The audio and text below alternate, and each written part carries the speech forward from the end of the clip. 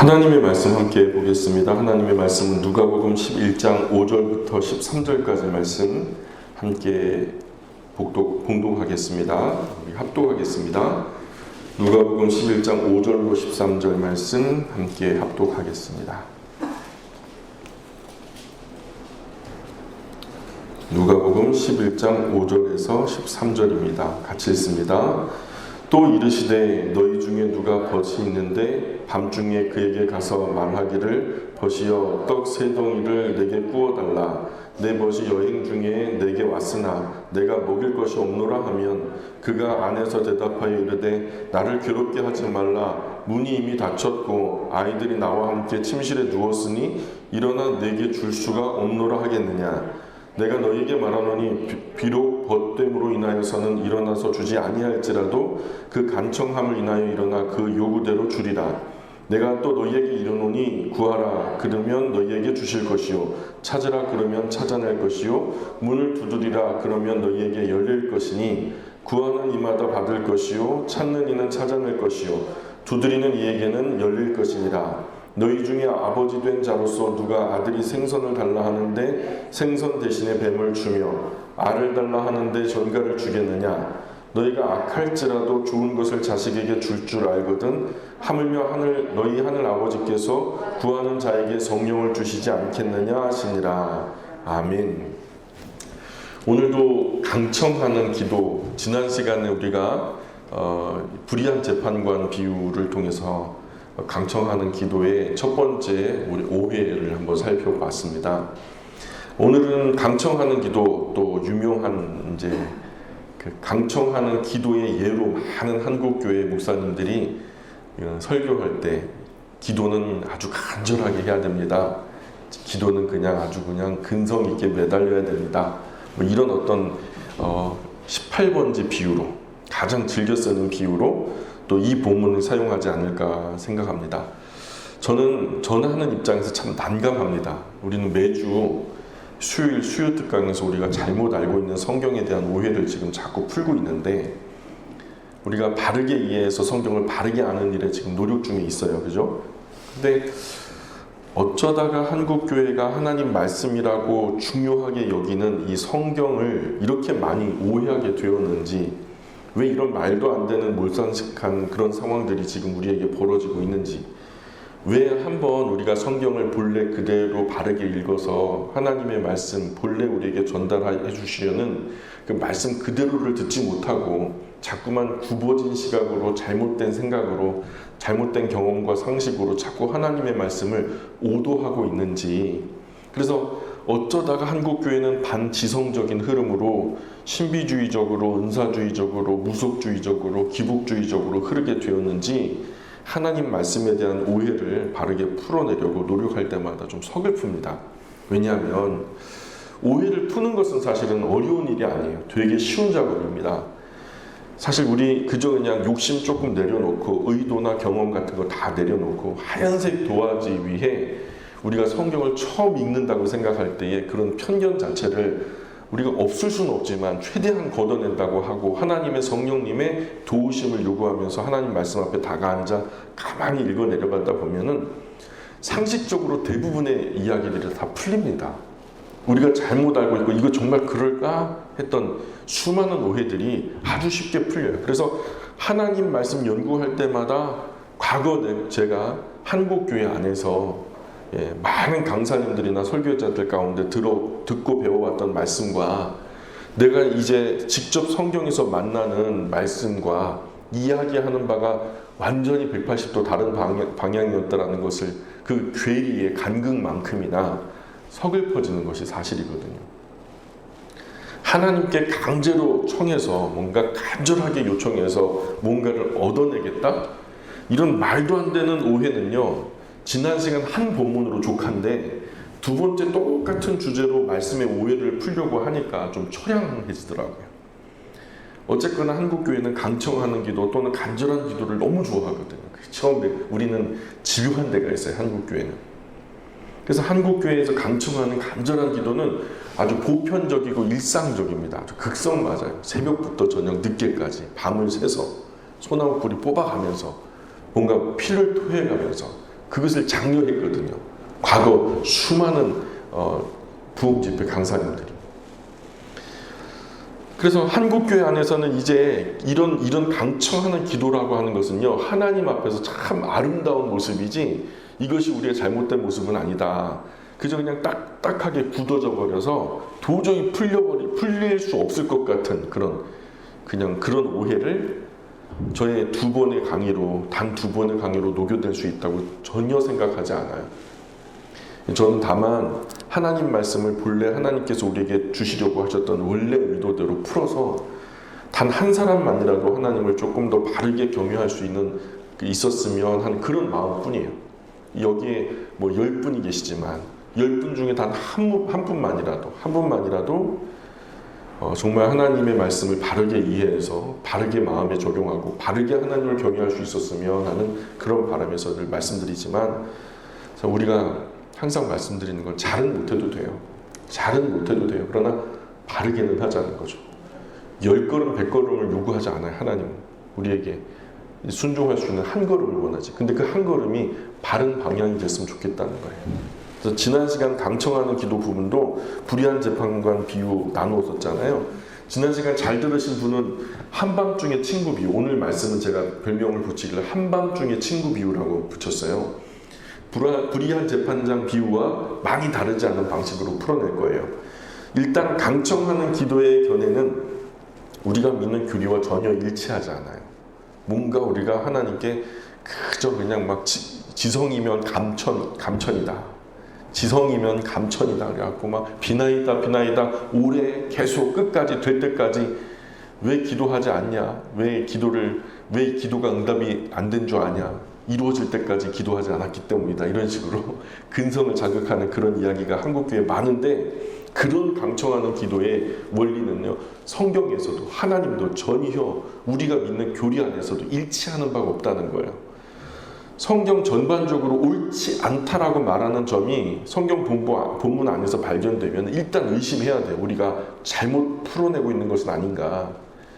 우리가 생각하는 바가 틀렸을 가능성이 많아요. 왜냐하면 사람은 주관적이기 때문에. 그렇게 2-3명만 믿기 시작하면 30명, 200명, 300명, 2만 명, 2천만 명 믿는 것은 어렵지 않거든요. 그러니 참 우리가 생각하는 모든 생각이 틀렸을 가능성이 있다라고 전제하고서 다시 보려고 하는 노력들이 참 필요해요. 이런 면에서 교리나 신앙 고백은 성경 해석을 잘못하거나 그릇된 방향으로 이탈하는 것을 막아주는 좋은 울타리가 되는 거죠. 보통 하나님은 선하시다라고 말할 때 하나님이 막 이 성경책 안에서 막 사람들을 죽이기도 하고 살리기도 하고 막 왕들을 갖다 막 못되게 괴롭히기도 하고 말이에요. 막 그러거든요. 그러니까 국지적으로 봤을 때 그때 하나님이 사람을 죽이는 하나님이니까 하나님이 이거 하나님 악한 거 아니야 이렇게 여길 수 있지만, 교리는 어떻게 얘기하고 있냐면 하나님은 선하시다라고 얘기하고 있다면, 그럼 이게 하나님의 선하시다는 맥락 안에서 이것은 어떻게 이해될 수 있을까? 이렇게 우리가 관점을 바르게 하고 본다면 성경이 어렵지 않게 풀릴 수 있다는 거예요. 교리는 그냥 인간의 철학이 만들어낸 것이 아니라 창세기부터 계시록까지 신실한 하나님의 사람들이 수십, 수백, 수천, 수만 번을 읽으면서 공통된 맥락을 잡아다 그 원리를 묶어놓은 것이 교리라고 하는 거예요. 그 도그마, 전혀 달라질 수 없는 그것이 이제 도그마인데, 그래서 이런 우리의 교리나 신앙 고백은 성경 해석을 잘못하거나 그릇된 방향으로 이탈하는 것을 막아주는 좋은 울타리라는 것이 그런 의미예요. 이런 점에서 하나님께 끈질기게 떼쓰듯 될 때까지 구하면 하나님은 다 들어주신다는 생각은 전혀 성경적이지 않다라는 것을 지난 시간에 이미 말씀드렸어요. 앞의 글과 같은 방식의 내용이 이 본문의 마지막에도 등장하는데요. 결론 부분이 13절이에요. 13절에 보시면 누가복음 11장 13절에 같이 읽어볼까요? 자, 시작. 너희가 악할지라도 좋은 것을 자식에게 줄 알거든 하물며 너희 하늘 아버지께서 구하는 자에게 성령을 주시지 않겠느냐 하시니라. 자, 이 비유가요, 결론적으로 무엇에 관한 그 비유일까요? 성령을 주시겠다 하는 비유예요. 이 비유 역시 우리가 기도하는 모든 삶의 영역에 적용되는 게 아니라 그냥 모든 기도죠. 소원의 기도에 다 이루어주겠다라는 얘기가 아니라 이것도 범주 안에 있어요. 제한이 있어요. 그 제안이 뭐냐면 지난 시간 우리가 불의한 재판장의 비유가 그 주제가 뭐였어요? 막 간절히 그냥 못 살게 그냥 막 계속 그냥 귀찮게 계속 하나님께 강청하고 강청하면 하나님이 들어주신다는 그런 주제였죠? 그게 아니었죠. 뭐가 주제였어요? 그런 의미가 아니었고 하나님의 백성이 당한 억울한 사정에 대해서 하나님께서 오래 참지 않고 속 시원하게 신원해 주시겠다라고 하셨던 말씀을 기억할 거예요. 하나님이 오래 참지 않으신다. 택한 하나님의 자녀들의 그 억울한 사연, 억울한 상황, 억울한 사정을 하나님께서 결코 오래 두고 보지 않으신다.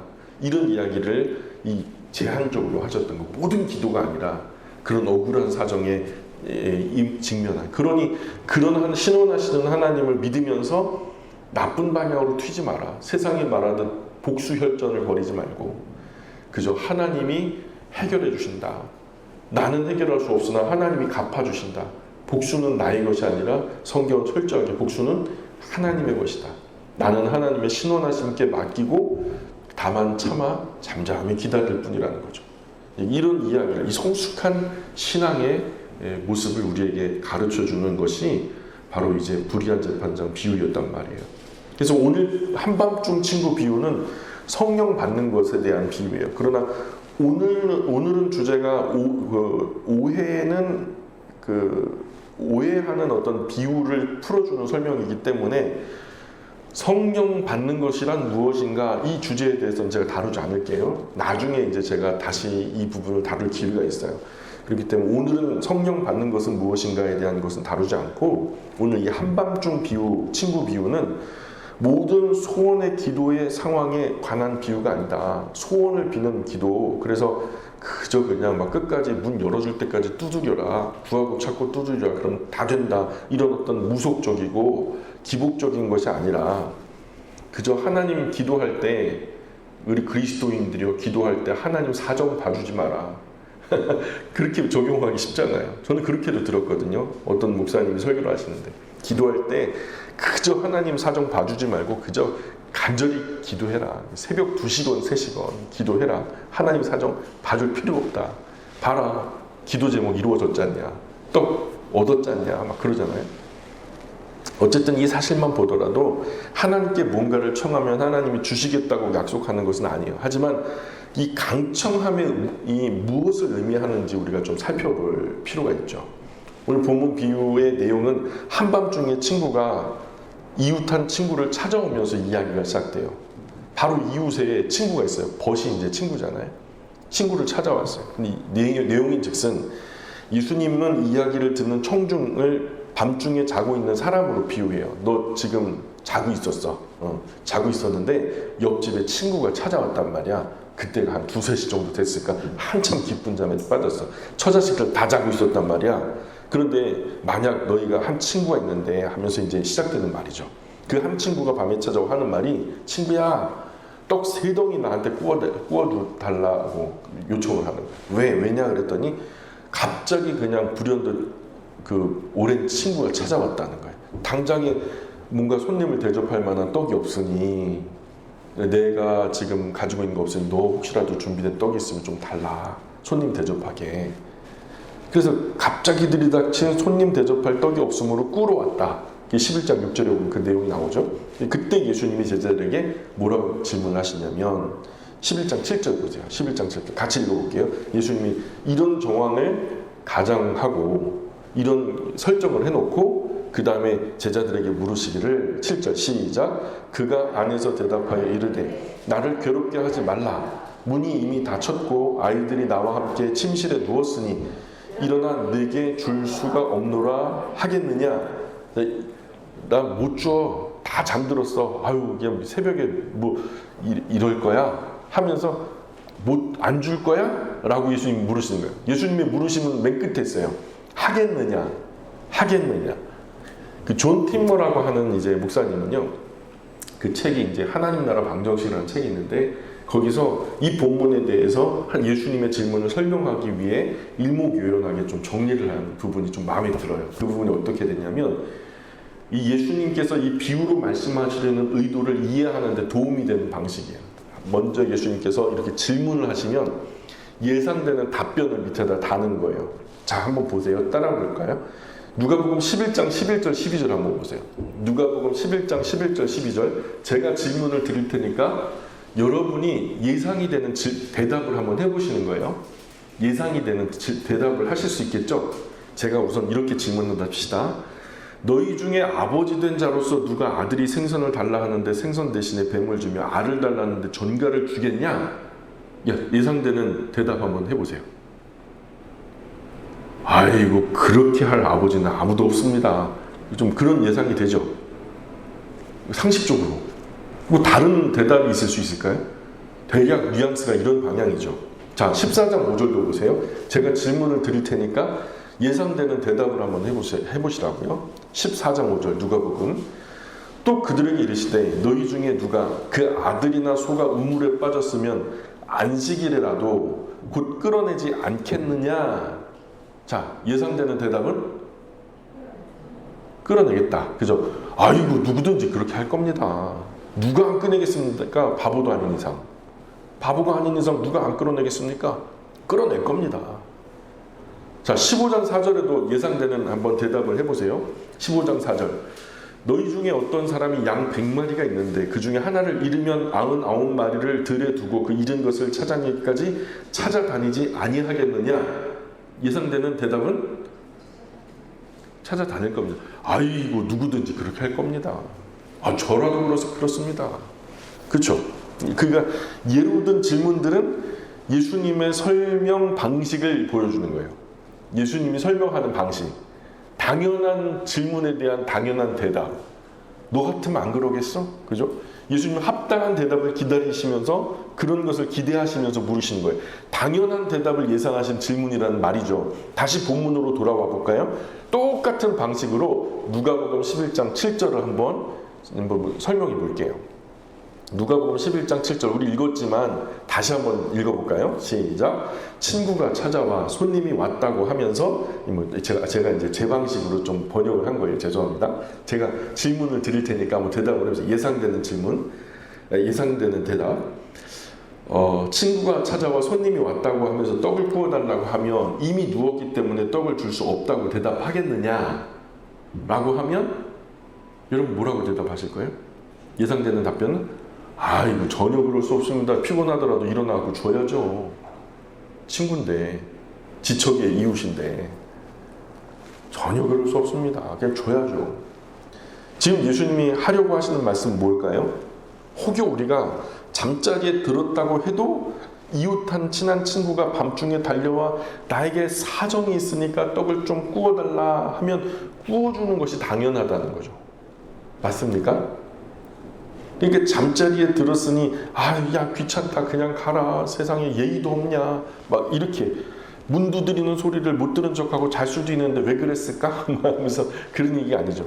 자, 이 사실을 이해하기 위해서는 먼저 우리가 이스라엘이 가지고 있었던 풍습을 이해해야 돼요. 이걸 갖다가 이제 두 가지로, 하나는 지금 제가 읽었던 책들은 풍습으로 그들의 어떤 문화로 설명하려고 하는 코드가 있어요. 그게 뭐냐면 성경을 살펴보면 이스라엘 백성이 손님이 왔을 때 먼저 대접해야 된다. 손대접이라는 게요, 손으로 대접한다는 게 아니에요. 손님 할 때 손이에요.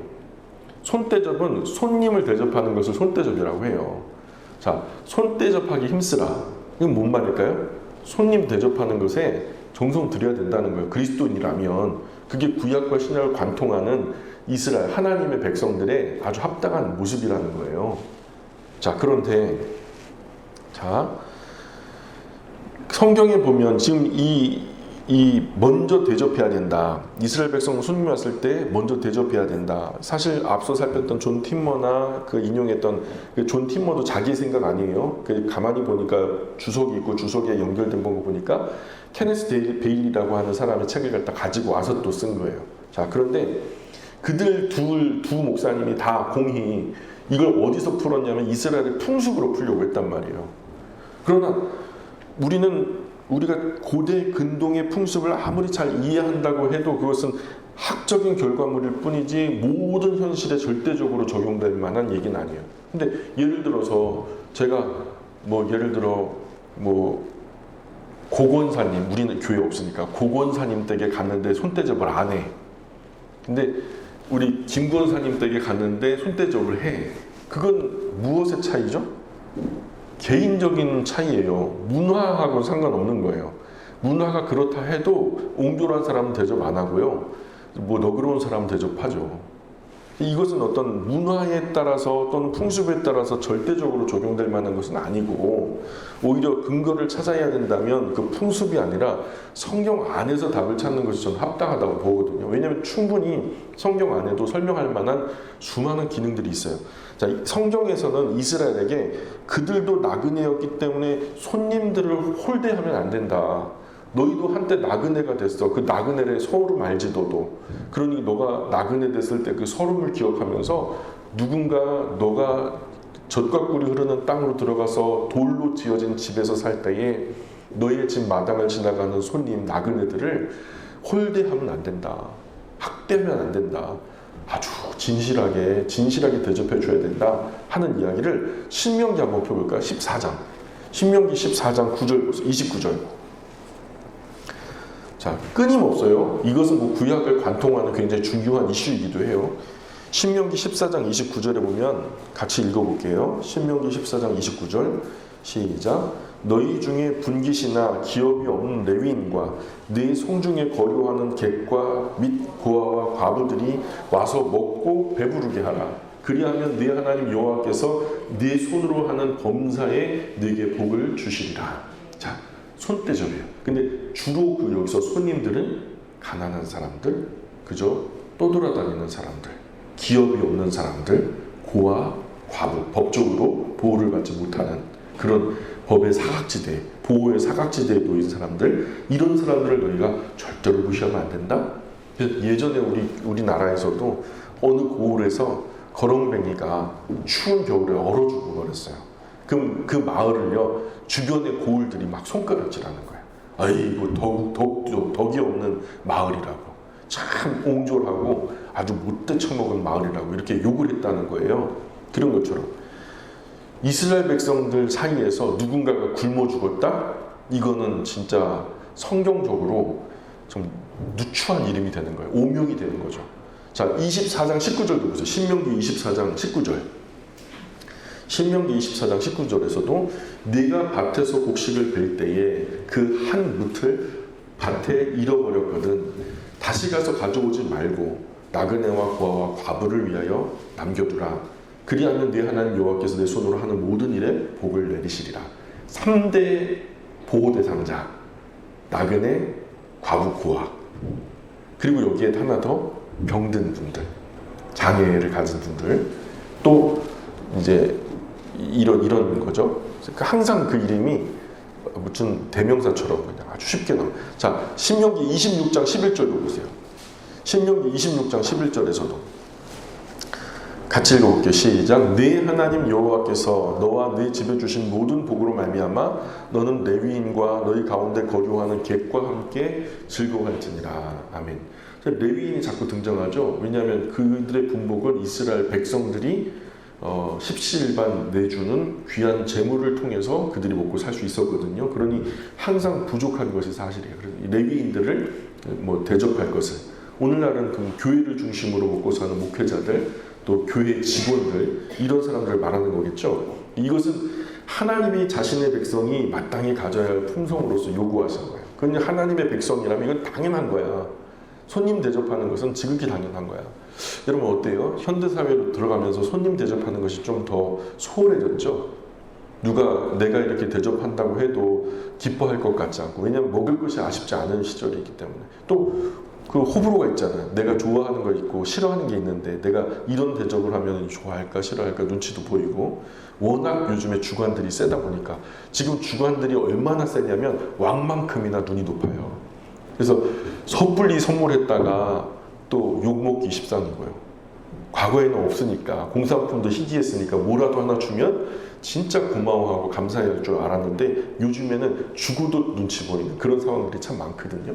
어쨌든 하나님의 백성으로서 눈치 보지 말고요, 그저 우리는 손님 대접하는 것에 우리의 마음의 정성을 다해서 진실하게 섬기면 하나님이 기뻐하시리라 믿어요. 대접한다는 거. 그건 참 아름다운 미덕인 것 같아요. 근데 이것이 그냥 구약에서만 흘러가는 정서가 아니에요. 신약에서도 그대로 바톤 터치가 됐어요. 히브리서 13장 2절 보세요. 히브리서 13장 2절에 제가 읽어드릴게요. 손님 대접하기를 잊지 말라. 이로써 부지 중에 천사들을 대접한 이들이 있었느니라. 손님 대접하는 거 중요하다. 이 손님 대접하다가 하나님 그 주의 천사들, 지금 부지 중에 천사들을 대접한 일들이, 그 여기서 엘로힘이라고 하나님 대접한 사람도 있다는 거예요. 심지어 손님 대접은요, 교회 직분자들을 뽑을 때요, 손님 대접하지 않는 사람은요 못 뽑게 했어요. 디모데 전서나 디도서 둘 다 바울의 신복이었죠.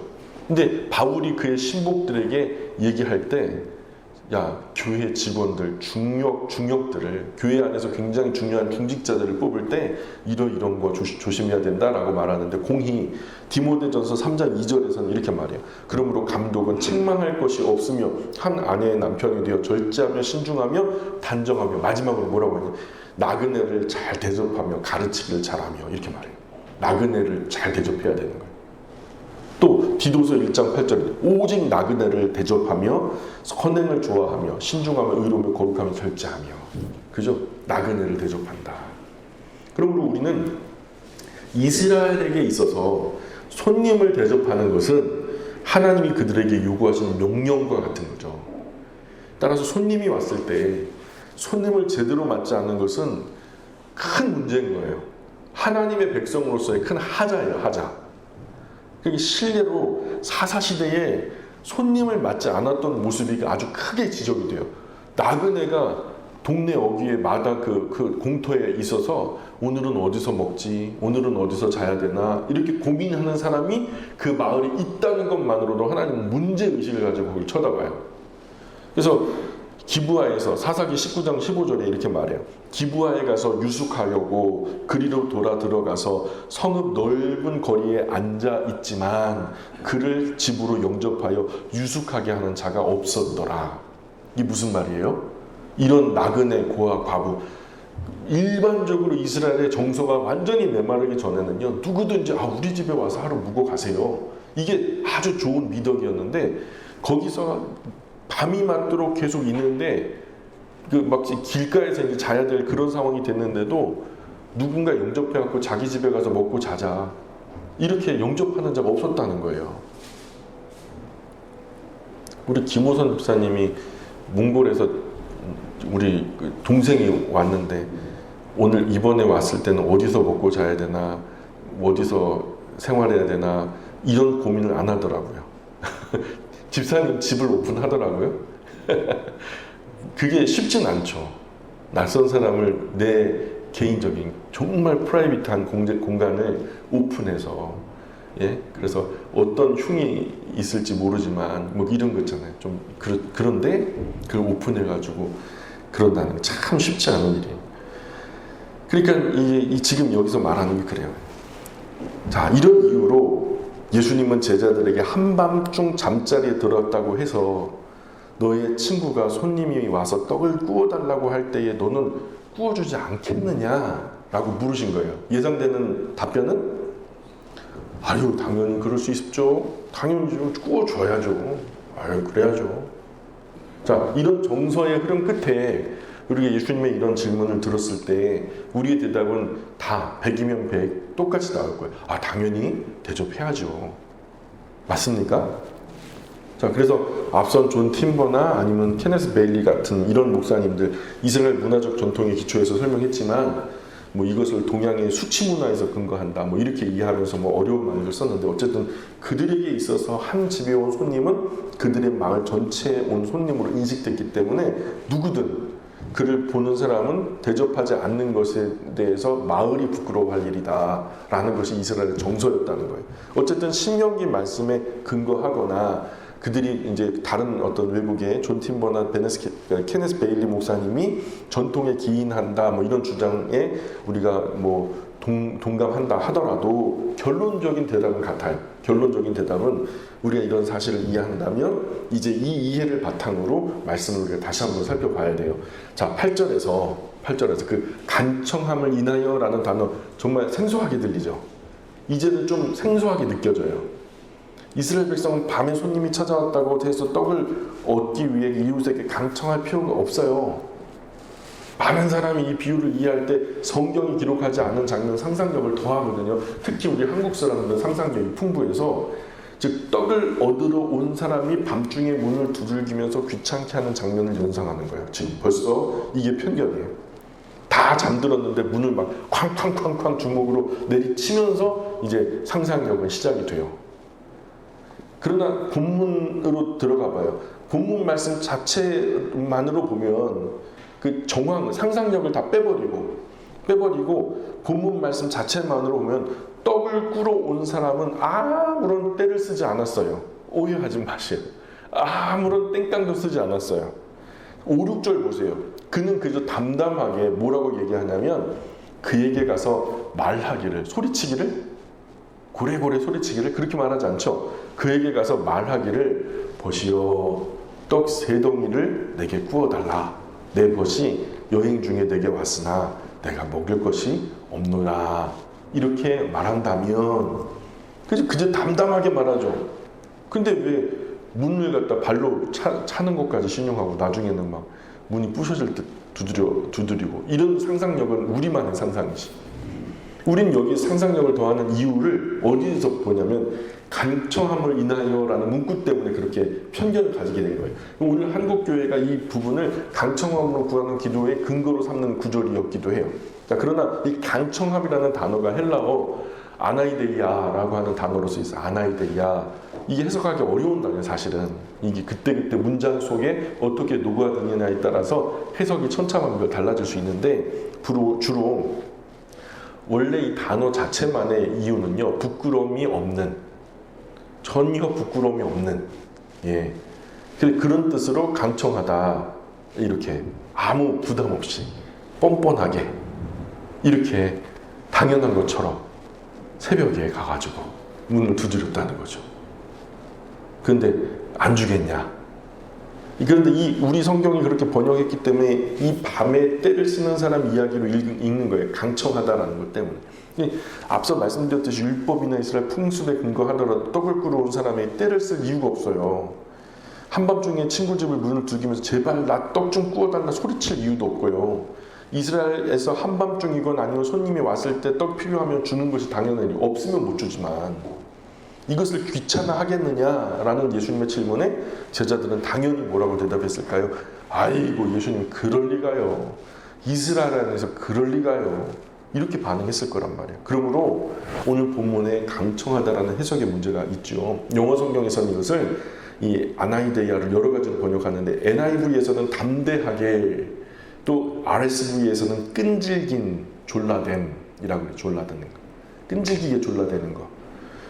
그리고 NEB에서는 부끄러움, 굿뉴스 바이블에서는 부끄러움, 예루살렘 바이블에서는 끈덕진 이런 것들로 번역했어요. 영어 성경의 이 구절의 번역을 졸라대는 것 또는 부끄러움 이 둘 중에 하나로 번역을 했거든요. 근데 저는 이게 원문과 조금 벗어났다고 생각해요. 제가 해석하는 것은 영어 원문이 아니라 성경 원문에 근거해서 이 헬라어로 된 부분을 갖다가 지적하자면 부끄러움이 없는, 또는 뻔뻔함, 또는 당당함. 왔던 사람이 새벽에 문을 두드리는데 나타나 불키지 않고 뭐 조심스러운 것도 없이 당연한 듯이 문을 두드렸다는 거, 부끄럼도 없이 당당하게 그렇게 당당하게 두드리는 것으로 인해서 뭐 아무런 이상하지 않게 뭐 주지 않겠냐? 하지만 앞에 설명했듯이 번역이 이제 좀 보세요. 아무리 밤이 늦었다고 하더라도 친구가 손님으로 인해 떡을 꾸러 온다면 벗됨을 인하여서는 일어나서 떡을 주지 않을지라도 그 부끄러움 없는 뻔뻔함, 당당함으로 인하여 일어난 그 요구대로 줄 거다. 왜냐하면 이스라엘 전체가 이런 것이 당연한 것처럼 여겨지니까. 이런 번역이 옳죠. 이 말씀이 손님에 대한 성경의 정황들과 예수님이 물으셨던 질문에 대한 제자들의 대답을 고려해서 해석한다면 그렇다는 거예요. 그러므로 오늘 이 본문 뒤에 나오는 이 9절에 보면은 구하라 주실 것이요 라는 말씀이 나오잖아요. 그런 말씀. 그래서 누가복음 11장 11절 12절 거기서도 뭐라고 그러냐면 너희 중에 아버지 된 자로서 누가 아들이 생선을 달라 하는데 생선 대신에 뱀을 주며 알을 달라는데 전갈을 주겠느냐. 이 말씀도 역시 하나님께 때를 쓰고 구하면 들어주신다 이런 말을 하기 위해 쓰여진 것이 아니라는 거죠. 하나님 당연히 자녀에게 그 필요를 따라서 주신다는 것을 말씀하시기 위해서 쓰여진 거예요. 이것은 때를 쓰는 문제가 아닌 거예요. 아버지의 사랑에 관한 문제죠. 그렇기 때문에 이 비유의 마지막에서 역시 아버지께서 당연히 주신다는 거예요.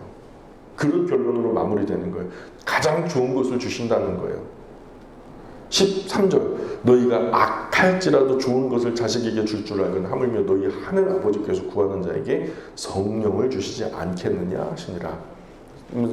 사복음서 다른 부분에서는 가장 좋은 것, 베스트 오브 베스트, 가장 최상급의 귀한 것들을 너에게 주시지 않겠느냐. 근데 여기서 누가복음에서는 그것이 딱 명시됐죠.